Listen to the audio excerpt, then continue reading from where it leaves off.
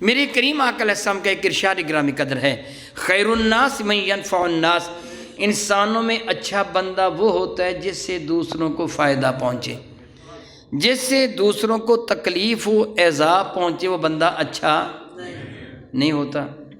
بلکہ میری اور آپ کے کریم آقا رسول اللہ کی خدمت فیض درجت میں عرض کیا گیا تھا، یا رسول اللہ فلاں محلے میں ایک عورت ہے، وہ صرف فرض نمازیں پڑھتی ہیں اور صرف فرض روزے رکھتی ہے۔ اب جانتے ہیں نا فرض رکعتیں کتنی ہیں؟ صبح کی، ظہر کی، عصر کی، مغرب کی، عشاء کی اور وتر۔ وہ صرف فرض رکعتیں پڑھتی ہیں اور فرض روزے رکھتی ہیں، مگر وہ زبان دراز نہیں، اخلاق اس کا بہت اعلیٰ ہے، وہ لوگوں کے ساتھ ہمیشہ نیکی کا سلوک کرتی ہے۔ میرے نبی فرمانے کہ وہ جنت میں جائے گی۔